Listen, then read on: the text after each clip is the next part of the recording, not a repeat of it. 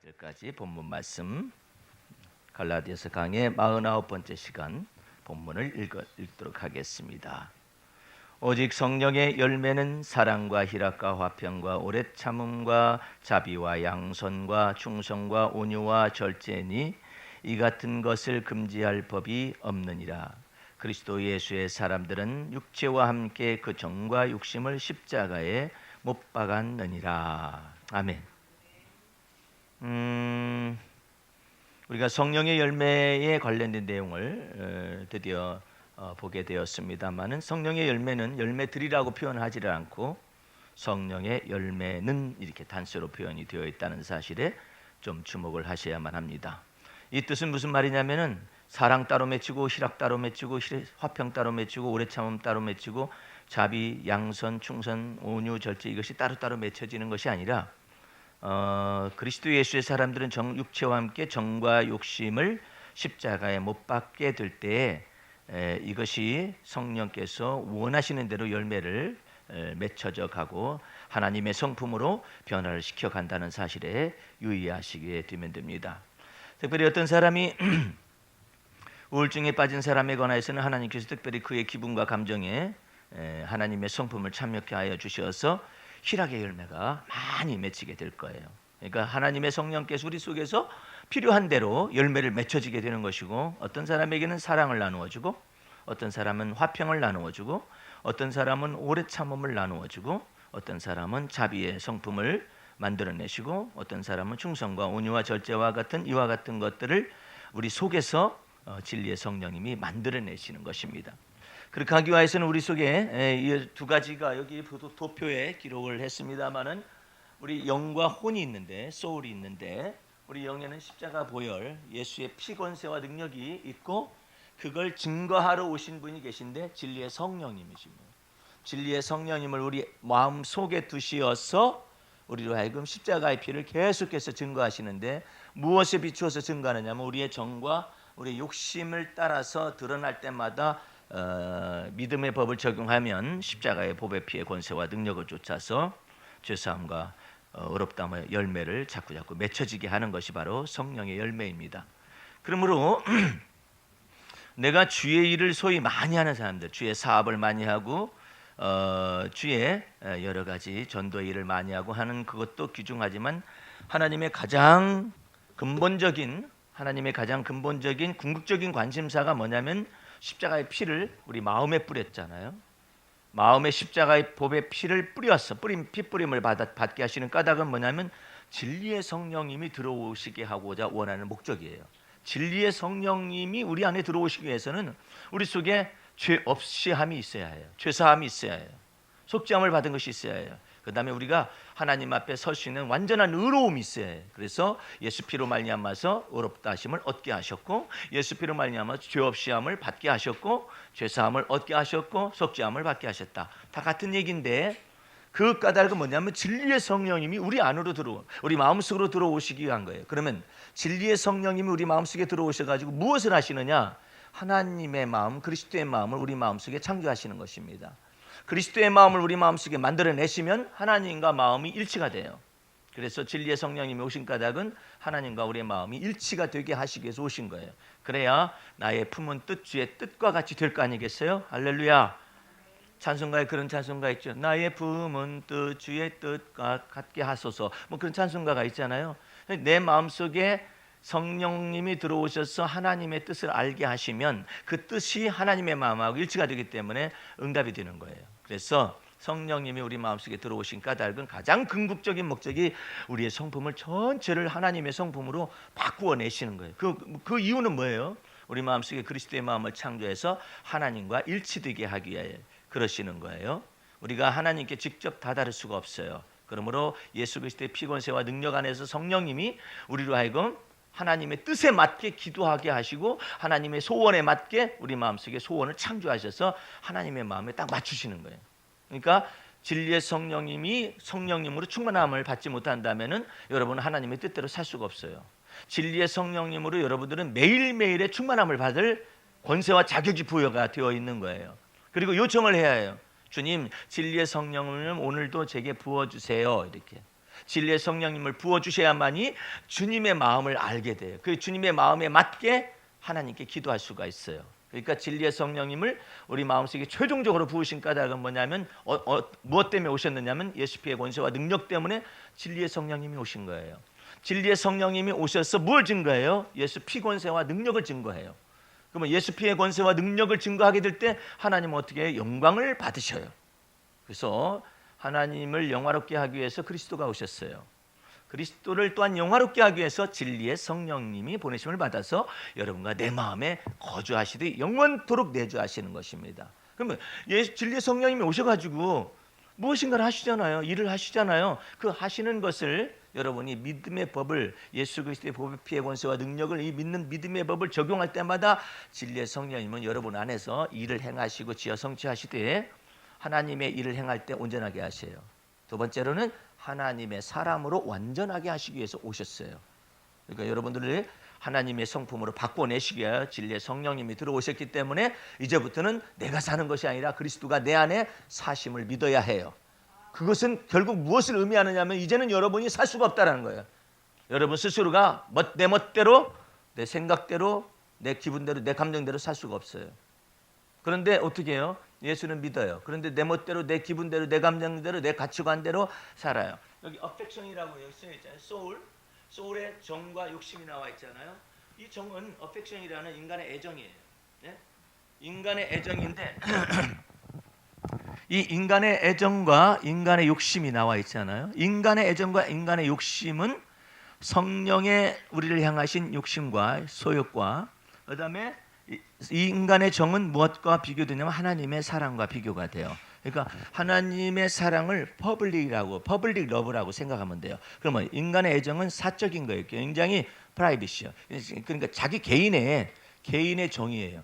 개인의 정으로 들어가면은 개인의 바람, 개인의 기대, 개인의 애정, 개인의 생각대로 전체를 하나님 앞에 생각할 수가 있어요. 예를 들어서 홍해바다가 있었을 때 자기 멋대로 생각하잖아요. 이 생각이 굴러가잖아요. 하나님이 우리를 미워하시는 거로, 아니면은 하나님께서 우리를 여기다 죽이려고 데려왔는가 보다라고 착각을 하고 있잖아요. 이게 전부 다 정과 욕심에 속한 거예요.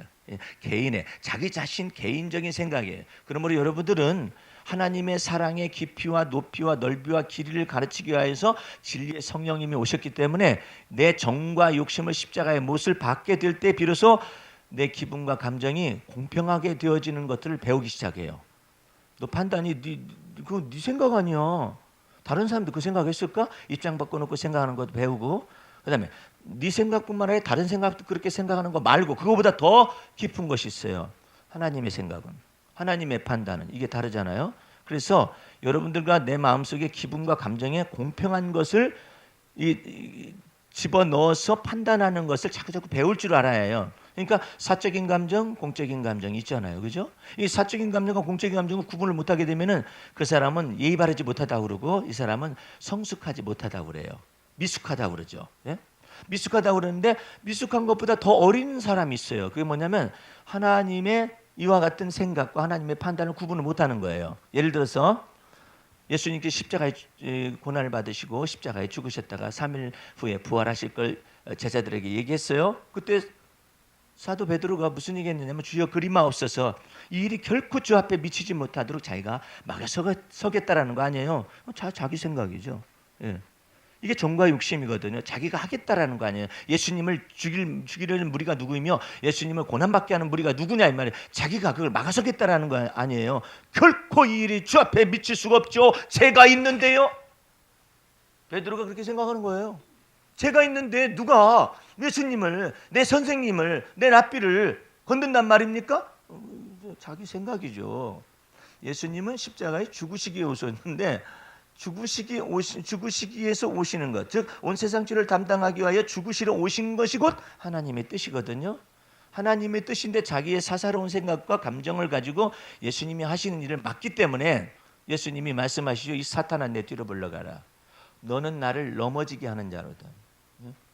네가 하나님의 일을 생각하지 아니하고 사람의 일로 이것을 생각했다 이거예요. 그게 정과 욕심인 거예요. 네? 여러분 베드로의 영성을 이제 월요일부터 이제 매일매일 이제 또 받아보시게 될 것입니다. 제가 이제 베드로의 영성을 좀 더 구체화하고 그다음에 또 골격을 잡기 위해서 휴가 기간을 가지면서 그 휴가 기간 동안에 글들을 썼어요. 베드로의 영성 글을 지금 한 19번까지 썼어요. 써가지고 이제 계속 나가는데 너무나도 막 어려운 거예요. 베드로가. 나는 베드로가 이렇게 복잡하다는 사람인지는 몰랐어요. 베드로에 대해서 무슨 얘기하죠? 우리가 불악무식하다 그러잖아요. 여러분들 불악무식하다 해가지고 사람이 불악무식할 뿐이지 그 영이 불악무식한 건 아니거든요. 베드로는 자기의 동생 안드레하고 전혀 멘탈이 달라요. 이 생각하는 바가 전혀 달라요. 우리가 생각할 때 사도 바울도 아주 복잡하다는 사람으로 생각하잖아요. 베드로도 여간 보통 얘기가 아닌 사람이에요. 이 영이 굉장히 탄탄한 사람이에요. 이 영이 굉장히 탄탄한 사람이에요. 안드레는 예수님이 계신 곳에 와서 봐라. 와서 봐라. 예수님이 그래서 안드레가 가서 예수님하고 더불어서 몇 시간 동안을 있으면서 대화를 나눴겠죠. 곧바로 안드레는 생각했어요. 내가 메시아를 만났다. 그래가지고 형님은 베드로한테 가가지고 제가 메시아를 만났습니다. 그래? 그런데 한번 와보시죠. 그러니까 베드로가 따라갑니다. 베드로가 따라서 딱 갔었을 때 예수님이 베드로의 심령을 쫙 감싸서 알고 있어요. 알고 있으니까 깊은 얘기를 안 씁니다. 왜? 하나 주고 하나 받고 하나 주고 하나 받고를 하려고 그래요. 베드로는 그렇게 깐깐한 사람이에요. 우리가 생각할 때는 불악무식하다고 하니까 아주 단순 단무지 같은 사람이다 생각할 것 같죠. 안 그래요. 이 사람 아주 그냥 보통 얘기가 아니에요. 그런데 예수님이 이제 베드로가 딱 오니까 시몬이 오는 거죠. 시몬이 오니까 장차 내 이름을 게바라 하리라. 베드로는 그런 것이 마음에 흡족하지가 않아요. 이게 무슨 소리야? 그것도 장차잖아. 지금도 아니고. 장차 내 이름을 개발하리라. 그러니까 이게 들어가지도 않아요. 왜? 베드로의 영에 속한 마음속에는 더 깊은 것이 있어요. 단순하게 안드레가 예수님하고 만나가지고 내가 메시아를 만났다 그거 말고 베드로의 마음 깊은 곳에서는 나 자신에 관하여서 저분이 메시아라면 전체를 말해줄 수 있는 나는 그분을 원한다 이거야. 안드레는 예수님을 만나서 예수님이 메시아인 걸 발견하죠. 베드로는 그게 아니에요. 그분이 만약에 메시아라면 내 안에 오셔서 나의 생과 이와 같은 걸 전체를 위탁드릴 수 있고 나를 전체를 새로 빚어 만들 수 있는 그분이 아니라면 의탁하지 않겠다라는 거예요. 그러니까 너 장차 개발하리라면 우리 같으면 어떻게 제가 개발을 어째 저를 베드로라고 말씀하십니까? 이름 지어준 것만 해도 막 감격해가지고 막 따라다니고 저 그럴 것 같죠? 안 그래요? 계속 그물 던져. 심지어는요 베드로와 안드레가 그물을 던지잖아요. 그물 던지고 있을 때 예수님이 찾아갑니다. 너희는 나를 따라오너라 이러거든요. 너는 나를 따라오너라 말하지 않고 정확하게 너희는 나를 따라오너라 한다고. 그러니까 베드로와 안드레가 묻어가는 거잖아요. 지금 베드로는 그거 원치 않아. 묻어가는 거 원치 않아요. 너는 나를 따라오라면 마음에 쏙 들어. 근데 너희는 나를 따라오라 하잖아요. 그러니까 베드로가 그물을 버려두고 베드로와 안드레가 그물을 버려두고 예수님을 쫓아가잖아요. 그물을 버렸을 뿐이에요. 베드로는 뭘 원하느냐? 전체를 버릴 수 있기를 원해요. 놀라운 거예요. 내가 그 글을 쓰면서 고민 많이 했어요. 날 더운 날 도대체가 이것이 풀리지가 않는 거야. 아니 그럼 베드로는 몇 번을 왔다 갔다 한 거야 예수님을. 생각해 보세요. 개발할 때 만났죠. 그 다음에 그물 던지고 어쩌고저쩌고 했을 때 그물을 버려두고 예수님을 쫓아온 사건이 있었죠. 그 다음에 또 누가복음 4장에 가게 되면요. 4장에 가게 되면은 베드로의 시몬 장모의 집에서 베드로와 안드레가 있었어요. 아니 뭐예요 이건 또? 베드로와 안드레가 베드로의 장모의 집에 우거했다니까. 베드로의 장모의 집에 있었다는 말은 무슨 뜻이에요? 처가살이 하고 있잖아요. 처가살이를 하고 있어서 베드로의 입지가 그렇게 크지 않아요. 베드로의 장모가 상당히 부유했던 것 같아요. 근데 어쨌든 처가살이를 하고 있는데 자기 입지가 적은데 널 날 따라오너라 하면 막 전체를 가지고 따라갈 입지가 안 돼. 그러니까 예수님이 야고보와 요한과 더불어서 그 베드로의 집, 장모의 집에 딱 들어갑니다. 장모의 집에 왜 들어갔느냐? 베드로의 장모가 열병을 앓아요. 그때 당시 열병은 죽을 병이거든요. 그 열병을 앓고 있는데 딱 예수님이 들어가셔가지고 열병을 갖다가 꾸짖습니다. 꾸짖고 손을 잡아 일으켜가지고 낫게 하는 사건이 벌어져요. 그래가지고 거기에서 소문이 막 나가지고 온 동네 사람들이 이 가버나움에 있는 베드로의 장모의 집에 다 모입니다. 병든 자들이 다 모였어요. 사람들이 다 귀신을 쫓아내고 병을 다 고쳤어요. 베드로는 그래도 끄떡하네요. 그것은 장모의 집의 사건일 뿐이에요. 얼마나 깊은 사람인가 보세요. 장모의 집의 사건일 뿐이에요. 그것은. 베드로는 뭘 원하느냐? 나는 예수님한테 무슨 의미이며 예수님이 내 속에서 무엇을 하실 수가 있을 것인가, 거기에 관심이 많은 거야. 또 그물 던지러 갑니다. 고기 잡으러 갑니다. 마침 고기 잡으러 갔었을 때 고기가 한 마리도 잡히지 않는 그날 아침에 예수님이 또 찾아갑니다. 예? 찾아가가지고 베드로와는 안면이 있잖아요. 개발하셨을 때 만났었지. 그물 던지다가 만났었지. 베드로의 장모의 집에서 만났었지. 근데 여전히 너는 날 따라오너라 내가 너를 사람 낚는 어부가 되게 하리라 하는데도 여전히 그물 던지고 있잖아요. 베드로가 그물 던지고 있다가 고기 한 마리도 잡지 못하는 사건이 벌어졌을 때 예수님이 베드로의 배에 딱 오르기를 청하니까 타시죠. 아무것도 없어. 밤새도록 뒤졌는데 아무것도 없어. 나는 참 궁금하더라고요. 그때 당시에는 무슨 가로등도 없을 것이고, 근데 왜 밤새도록 고기를 잡았을까 이해가 안 되잖아요. 어쨌든 다른 동업자와 더불어서 고기를 잡으려고 했는데 한 마리도 못 잡은 거죠. 그때 예수님이 아침에 강론을 탁 하시다가 예수님의 관심사는 베드로예요. 저 베드로만이 주의 제자의 길을 능히 걸어갈 수 있는 그 사람이라는 걸 알아요. 예수님이. 예? 그리고 저 사람을 다룰 수 있을 만한 그런 하얀 도화지와 같은 사람이 그 안에 있었어요. 예? 그 사람을 찾기를 원했었던 것이죠. 예수님, 베드로도 그걸 원했었던 것이죠. 예수님의 코드와 베드로의 코드가 딱 맞습니다. 그런 것 속에서 깊은 데로 가서 그물을 내려라. 근데 베드로가 하는 얘기가 뭐라 하냐면 선생님이시여 이래. 아직요 주님이란 말이 안 나요. 이 사람이 얼마나 호락호락하지 않는 사람인 걸 알 수가 있어요. 예? 당신이 나의 주님이 되시려면 이것이 숨어 있어요. 예? 당신이 내 이름을 바꿨다고 해서 당신이 나의 전부는 아닙니다. 그물을 던져주고 주님을 따라오라고 했지만 그게 전부는 아닙니다. 베드로의 장모의 그 열병을 고치셨지만 전부는 아닙니다. 왜? 나는 주님이 내 전부가 되어지기를 원하고 나도 주님 안에 있기를 원합니다. 이걸 채워줄 영적인 갈증과 욕망이 있는 거예요. 그 욕망이 있는 것을 예수님이 아시는 거예요. 아시니까 베드로와 1대1로 만나는 장소로 가시는 것입니다. 아무것도 잡은 것이 없을 때 던지라고 하잖아요. 베드로가 뒤섞어서 말합니다. 선생님이시여. 굉장히 깐깐한 사람이에요. 우리 같으면은 장모님의 열병이 죽을 병이 나았으니까 주여 엎드릴 것 같잖아요. 안 엎드려. 에? 근데 그건 장모의 일이고 나하고 무슨 상관이 있다? 에? 그물을 다 던지라겠어요. 너희는 그랬지. 근데 나는 그것이 있는 거예요. 마음속에서 그 영적인 갈망과 그 욕망이 대단한 사람이 베드로가. 내가 그걸 발견하고 난 다음에 글이 써지지가 않는 거예요. 참을 이 글을 놔두고 순서 배열이 있잖아. 이게 도대체가 몇 번을 만난 거야 이거. 내가 설교할 때는 여러분요, 그때 베드로가 그물을 버려두고 주님을 쫓아가는 사건과 누가복음 5장의 사건을 동일시 해가지고 여러분에게 전달했던 걸 내가 기억을 해요. 알아?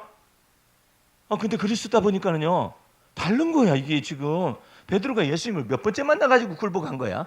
에? 세상에 이 놀라운 사건들이 베드로의 영성에 글을 쓰다 보니까 나타났어요. 내 생각과 지혜로 글을 쓸 수 있을까요? 이것을 베드로의 영성에 관해서.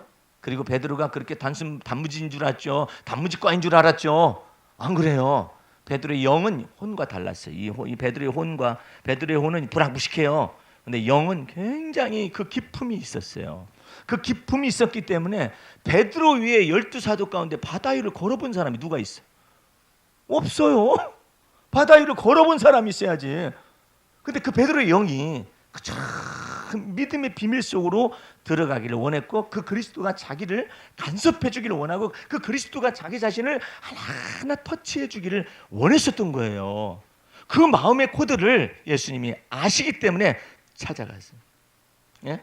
예를 들어서 베드로가 예수님이 나타내시는 이적과 표적과 기적에 관심이 있어가지고 당신은 주님이시며 나의 임금님이십니다라고 말을 하는 사람 같으면은 물고기가 많이 잡혔을 때 그 물고기를 잡힌 것을 보고 놀라서 주님 그랬을 거예요. 근데 베드로는 달라요. 그런 고백을 하지 않아요. 주여 나는 죄인이로소이다. 예? 그게 베드로의 영성의 핵심이에요. 주여 나는 죄인이로소이다. 나를 떠나시옵소서. 저는 주를 감당하지 못할 죄인입니다. 라고 말을 하잖아요. 다른 사람들은 와 많이 잡혔다 많이 잡혔다 고기 많이 잡혔다 이거 야고보와 요한까지 불러가지고 이거 너무나 많이 잡혀가지고 고기가 많이 잡혔다 많이 잡혔다 이것만 알잖아요. 내 영혼이 잘된 같이 내가 범사가 잘 되고 내가 강건하기를 원하나 모든 축복을 다 받아라. 거기에 사람들은 관심이 있을지 몰라도 베드로는 거기에 관심이 없어요. 나는 죄인이로소이다. 나를 떠나시옵소서. 주여 그래요. 비로소 선생님이시여 했다가 선생님이시여 했다가 주여 나는 죄인이로소이다 이 말을 해요. 그러니까 베드로의 영이 얼마나 깊이를 가지고 영적인 갈망과 영적인 욕망 속에 있었었는가를 알 수가 있어요. 그것을 만족시키시는 그분이 누구냐면 진리의 성령님이 우리 안에 들어오시는 거예요. 진리의 성령님이 우리 안에 들어오셔서 누구를 본받게 하면 그리스도를 본받게 하는 것입니다. 무엇으로? 예수 피의 권세와 능력으로, 즉 하나님의 은혜를 가지고 우리 마음을 전체를 다 만드는 거예요. 그래서 나의 나된 것은 내가 아니요 하나님의 은혜로다. 할렐루야. 그래서 여러분 전체를 다 하나님의 은혜로 전부를 만드는 거예요. 여기 박 권사님이 주님을 몰랐을 때 아이를 갖다 임신하고 그 다음에 또 낳기도 하고 어쩌고저쩌고 전부 다 몰랐을 때지만은 하나님이 은혜를 베푸실 태 문을 열으신 것이고 그 속에서 아이가 성장한 것이고 그 속에서 출생한 것이 이런 것이지. 아이고 삼신할매가 도와가지고 말이야 잉태하게 만들었다고 이러는 게 아니래. 돌이켜서 생각해야 이제 주님 제가 몇십 년 전에 주님을 몰랐었는데 주님이 이처럼 저를 위하여서 배려하시고 은총을 내려주셨음을 이제서야 깨달았나이다. 이제 주님과 더불어서 화해하기를 원하오니 주님 그때 주님께서 나는 주님을 몰랐었지만 주님은 그때 제게 은혜를 베풀어 주셨네요. 제가 이건 회개가 아니라 감사입니다. 주님께 찬양하고 감사하는 거예요. 몰랐었던 건 회개하는 것이고 이건 감사하는 거예요. 감사함으로 하나님의 궁정에 들어가는 거예요. 하나님의 그 궁정에 들어가가지고 주님을 송축하고 주님께 감사하고 이것을 해야 주님 나라 가서 내가 몇십 년 전에 내가 너한테 잉태하는 씨앗을 너한테 주었는데 너 그 일에 관해서 어떻게 생각하냐? 모르죠. 그 삼신할매가 그때는 한 거 아닙니까? 이래나 버려요.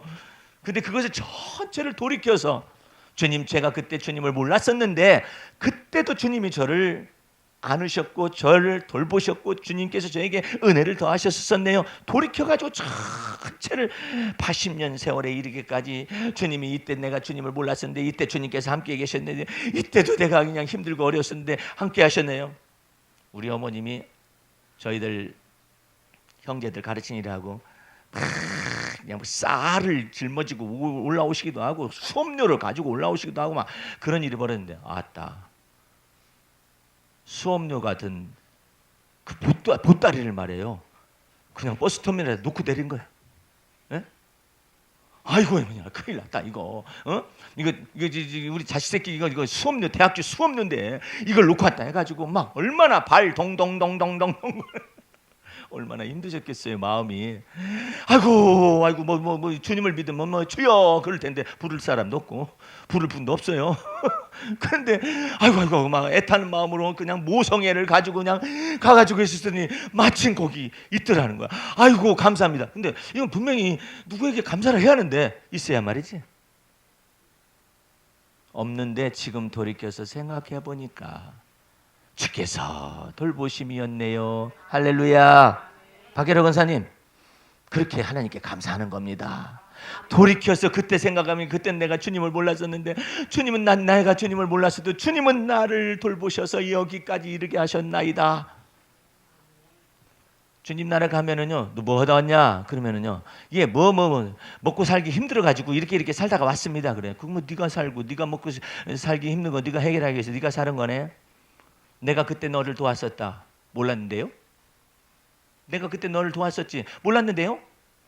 네가 자식 아들을 못 낳는다 해가지고 너 핍박받고 그냥 서러움에 많이 있었었지. 예. 근데 그때 너는 어떻게 됐어? 그거 몰랐는데요, 주님은? 네가 서러움에서 해방되게 해서 내가 너한테 아들을 주었다. 그거 삼촌 할매가 점지해가지고 준 거 아닌가요? 이거 있는 그대로 다 나와요. 그런데 예수 믿고 난 다음에 그리스도께서 나의 전부가 되어주셨다는 걸 알고 난 다음에 돌이켜서 하나님, 그때 내가 주님을 몰랐었지만 주님은 나를 아셔서 내게 배려하셨고 내게 은총을 더하시고 나로 하여금 하나님 살 소망을 있게 하여 주셨습니다라고 돌이켜서 주님 앞에 감사와 찬양을 계속해서 드리는 거예요. 이것을 주님 나라 가기 전에 해야 해. 주님 나라 가기 전에 해야 주님께서 감사했다는 것 때문에 상급도 쌓아놓으시고 주님을 인정했다는 것 때문에 주님이 막 하나님께서 놀랍도록 넘치는 무엇들을 다 은혜를 예비하셔가지고 주시지. 가고 난 다음에는 그때 내가 그렇게 했었는데 몰랐느냐? 예, 몰랐었습니다. 그러면 나중이라도 알고서 감사를 했어야지. 저 그런 방법을 몰랐었습니다. 담임 목사 나와라. 왜 안 가르쳐줬느냐? 그렇게 하는 것은 설마 몰랐는데요. 예수 믿고 난 다음부터 뭐 어쩌고 저쩌고. 왜 내가 예수님을 알지 못했을 때 이와 같은 사건들도 주 앞에 감사를 하고 송축을, 하나님의 은혜를 송축을 해야만 하느냐? 주님이 나의 만유의 주제가 되심을 믿는 것이고 나의 주시면 나의 왕이십니다, 임금님이시다라는 걸 인정하시기 위하여서 주님께 송축하는 거예요. 예? 감사 찬미 드리는 거예요. 너는 나를 몰랐으나 나는 너를 알았노라. 주님이 말씀하시잖아요. 거기에 좀 맞춰보란 말이에요. 그것이 내 정과 욕심에서 벗어나는 방법이에요. 내가 그래서 언제나 주님 앞에서 이 전날에 나의 위기 상황 속에서 이 모든 걸 다 감사 찬미하고 그러는 거예요. 우리 신집사님도 부지런히 시간 있을 때 주님, 제가 예수 믿은 지 언제 됐습니다만 그 이전의 것에 관해서 주님과 더불어 화해를 못했었습니다. 생각해 보니까 지난날에 6.25 전쟁터가 있었을 때 그때도 하나님께서 저를 살리셔가지고 저를 아이고 국가유공자가 되게 하셨나이다. 국가유공자라는 것이 얼마나 명예로운 이름인지요. 돈 싸질머지고 가가지고 국가유공자로 만들어주세요 해도 안 돼요. 안 돼요, 그게. 그런데 하나님께서 그 사이에 그 전쟁터에서 총알이 빗발치듯 날아다니는 그 속에서 나는 주님을 몰랐어도 주님이 나를 갖다가 은밀한 처소에 두어주시고 안전지대에 두셔서 오늘날까지 나로 하여금 생존하게 하셨나이다. 그게 정과 욕심에서 벗어나는 거예요. 만약에 정과 욕심으로 해석하면은 내가 운이 좋았어. 그때 6.25 때 운이 좋았어. 그러면 죽은 사람들은 전부 운 나빠서 죽은 사람들이겠죠. 예? 하나님의 은혜로 나를 여태까지 생존케 하여 주셨나이다. 야고비가 그걸 고백을 해요. 제 나이가 136세로 돼 지금까지 하나님께서 나로 하여금 생존하게 하셨나이다. 예? 나는 주의 진리를 감당하지 못했으나 주님께서 나를 여태까지 생존하게 하셨나이다. 이 고백을 하잖아요. 이거 중요한 것입니다.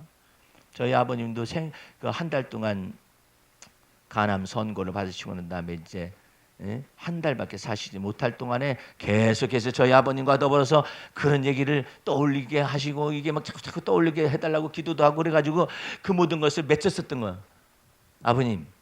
아버님이 아주 그냥 아주 나쁜 놈이라고 생각하는 놈들이 몇 명 있죠? 있지. 그 놈들 어떻게 하실래요? 다 용서해야겠지.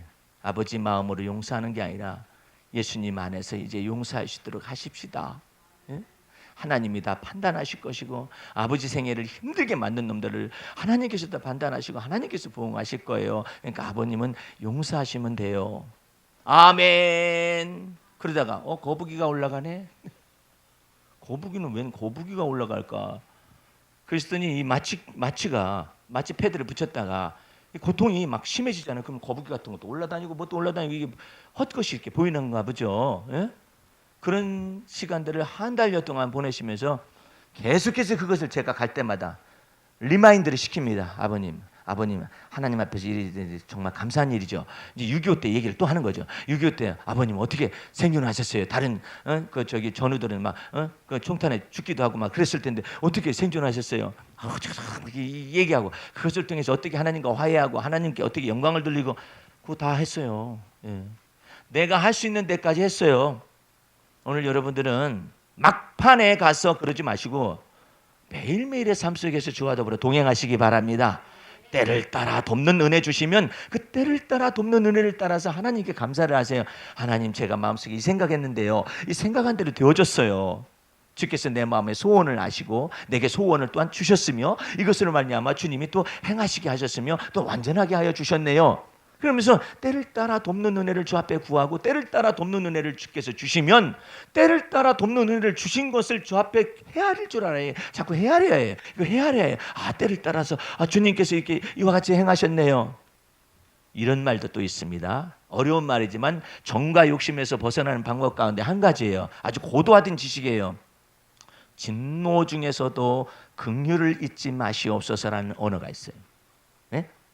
하박국이 이와 같이 말합니다. 주님이 진노 중에서도 긍휼을 잊지 마시옵소서. 무슨 말이냐면 내가 그 죄대로 받아야만 해요. 그 죄대로 받아야만 하는데 주님이 긍휼을 베풀어 주시는 거예요. 네? 진노 중에서도 긍휼을 베풀어 주시옵소서. 그 얘기를 하는 거예요. 주 앞에서. 그러니까 여러분들이 주님을 대면하는 방법을 자꾸 배워요. 어떻게 주님의 마음이 기쁘신가? 어떻게 해야 내가 주님 앞에 기도하게 될 때 그 믿음의 기도를 주님께서 기쁘게 받으셔가지고 그때 주님께 기쁘게 내 마음의 기도를 갖다가 들응답하시는가? 그 주님을 주님의 마음속으로 들어가는 방법을 배워야 해요. 예? 어떤 자식을 키워보면 어떤 자식은요, 아빠 돈 주세요. 왜? 밑도 끝도 없어. 돈 주세요. 왜? 돈 달라면 돈 주세요. 그래가지고 어떤 자식은 또 와가지고 아빠 뭐가 어떻게 돼가지고 이렇게 돼요. 그럼 아버지가 속으로 그럴 거예요. 내가 너 필요를 다 알고 있지. 근데 무슨 말 하는가 들어보자. 이것이 기도거든요. 무슨 말 하는가 들어보는 거예요. 하나님의 마음에 쏙 들게 말을 하는가 안 하는가. 하나님은요 자비로우셔서 은혜로우셔서 거기다가 더 하시는 분이에요. 우리의 생각하는 것과 구하는 것에 더 넘치게 하시는 분이셔요.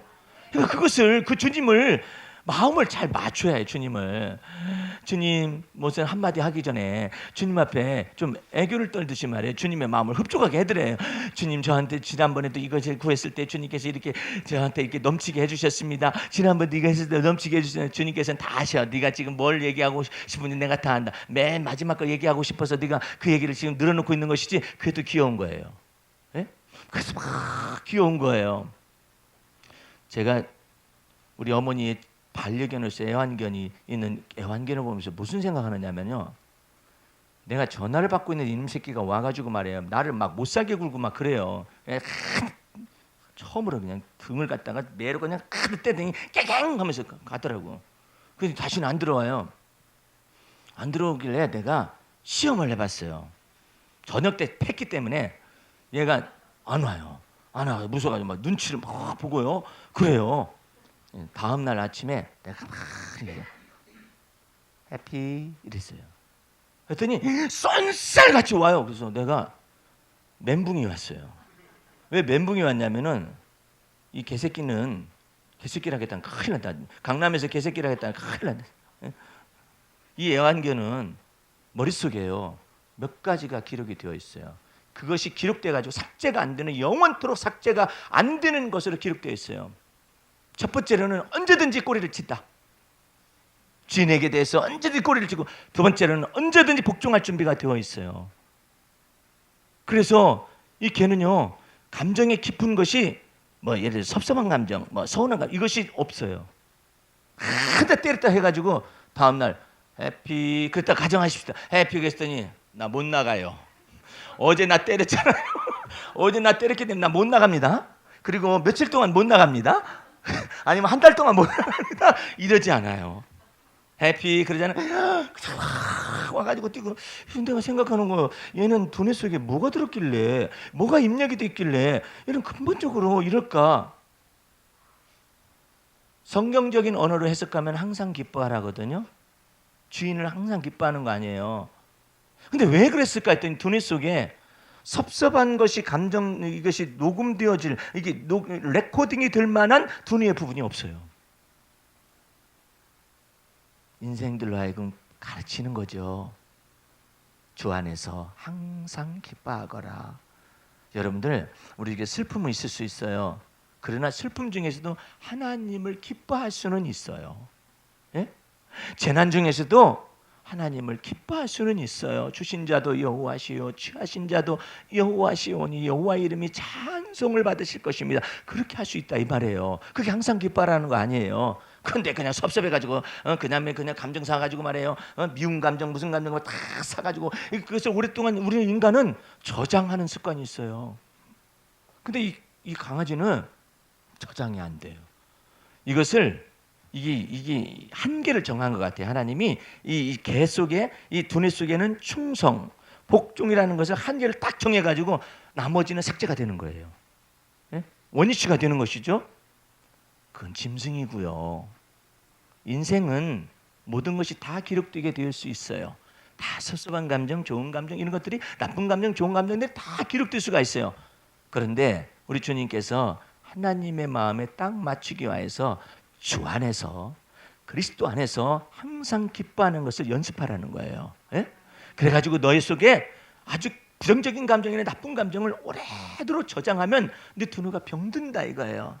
그러니까 네가 판단하지 말고 네가 선악간에 판단하지 말고 이제 하나님이 선악간에 판단할 것을 믿고 네 감정을 바꾸라 이거야.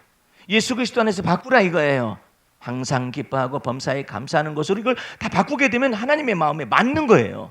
이 하나님의 마음에 맞는 것을 누가 가르치냐면 진리의 성령님이 가르치시는 거예요. 우리 속에서 생각을 이렇게 때문에 바꿔라. 제가요 판단이 들어가는데 어떻게 제가 생각을 바꾸죠? 그 선악간의 판단을 하나님께서 하실 것을 믿고 바꿔라. 예? 그건 저는 억울하잖아요. 그 억울한 것은 하나님께서 갚아주실 것을 믿고 바꾸어라. 그거 바꿔진다 이 말이에요. 그러나 걔는 저절로 바뀌어지는 거예요. 왜? 입력이 안 되기 때문에 바뀌는 거예요. 입력이 안 되기 때문에 크게 때렸어도 주인이 오라 가면 그냥 오는 거예요. 그러나 인간은 개나 짐승이 아니에요. 그렇게 만들질 않았어요. 인간은 이것이 다 기록되어질 수 있게 만들었어요. 그 다 기록되어질 수 있게 만들면서도 그 안에서 주님의 그리스도의 마음을 갖게 되고 그리스도의 마음과 합하는 것을 이것을 가르침을 받게 되면은 바꿔진다는 거예요. 거기에서 인간의 유대성이 있어요. 하나님이 하나님의 형상으로 인간을 만드신 이 놀라운 것이 있어요. 그래서 마음을 자꾸 부드럽게 바꾸는 걸 연습을 하셔야 해요. 그러다가도 막 굳은 마음이 쑥 나온다 할지라도 아니지. 마음을 부드럽게 예수님이 죄 없으신 분은 내 죄가 되어 주셨고 세상 죄를 담당하시기에 십자가에 죽으셨다가 부활하시는 내가 주님 생각하고 내가 마음을 기분과 감정을 좀 바꿔야지. 내가 저놈 새끼 너는 네가 한 대로 내가 갚아주고 그 다음에 무슨 말도 해요. 네가 한 것보다 내가 더 많이 갚아주겠다고. 그런 생각이 들어갈 때가 있어요. 때로. 근데 그때 마음을 부드럽게 바꾸는 주님 제 마음속에요 한 것대로 갚아주고 더 갚아주고 생각하고 싶은 생각이 있어요. 그게 저입니다. 저이지만 이제 주님 생각하고 주님의 판단이 있고 주님께 판단이 맡겨질 것을 믿고서 제가 그래서 주님께 내어 맡기겠습니다. 그래서 저는 마음을 부드럽게 하겠습니다. 이것을 자꾸 연습을 하셔요. 그게 정과 욕심을 십자가에 못 박는 방법이에요. 이것을 정과 욕심을 십자가에 못을 박아가지고 마음을 부드럽게 어떤 때는 그냥 정말 싸가지 없게 테니스 하는 사람이 있어요. 에? 진짜 싸가지 없게 해요. 그리고 말을 왜 네트 건너서 뭐 어쩌고 저쩌고 말하는 사람이 말을 안 하면은요. 내가 어느 날 저 주둥이는 왜 저런지 모르겠어요. 에? 그랬더니 쌓인 게 많아서 그렇다 그러시더라고 주님이. 여기 와서라도 풀어야지. 에? 그렇지 않으면 미친다는 거예요. 그럼 어떻게 해야죠? 내버려 두고 실력으로 꺾어버리라고요. 그래가지고 내가 주님께 그랬어요. 주님, 저 사람이요 말이 너무나 걸고 너무나 무례합니다. 저 사람한테 제가 한번 졌어요. 졌었더니 뭐 그냥 그 따위 실력 가지고 어쩌고저쩌고 그런 말 할 필요는 뭐가 있어? 지가 했으면 지가 즐거운 것이지, 그죠? 근데 그런 소리를 하는 거야. 그래서 내가 주님께 기도를 공식적으로 했어요. 주님, 제가 왼수 덩어리를 갖다가 원수는 아니고 왼수 덩어리를 갖다가 한번 실력을 꺾어놓을 수 있도록 도와달라고. 마침 왔어요. 저하고 연습을 잘하는 그 목사님이 계세요. 그 목사님하고 목사님 이리 좀 와봐. 저쪽에 잘 치는 그 입이 거른 분. 오늘 내가 저 목사님 길을 확 꺾어놓도록 주님께 기도했어. 목사님 어떻게 생각해? 나도 저 주둥이를 갖다 확 꺾어버리고 이제 우리끼리 얘기하는 것이죠. 오늘 실력으로 꺾어버리자고 해가지고 하는데 주님이 우리 편이 되어 주셔가지고 6대 0으로 6대 빵으로 치면 저 나이 드신 분들이 그냥 또 얼마나 낙심할까 해서 하나 져주자고 해가지고 하나 져주고, 예? 그 여유 있게 이겨놨어요. 그랬더니 풀이 푹 죽어가지고 그 주둥이는 어디로 가고 그 입은 어디로 가고 말해요. 이 혓바닥은 어디로 가고 그냥 풀이 푹 죽어가지고 아이고 연습하는 사람들은 안 되겠구만 하면서 그런 내가 공식적으로 주님께 말했다니까. 저 왼수 덩어리 입 좀 갖다가 버려진 머리를 고쳐달라고 주님 이 현장에서 보여달라고. 아 그랬더니 꽉 꺾어놓으니까는요 기가 팍 죽어가지고. 그런 사람들은요 열등감이 많아서 그러는 거예요. 열등감이 많은 사람이 날달달달달 이렇게 했다가 그냥 실력으로 꺾어놓잖아요. 한없이 겸손해집니다.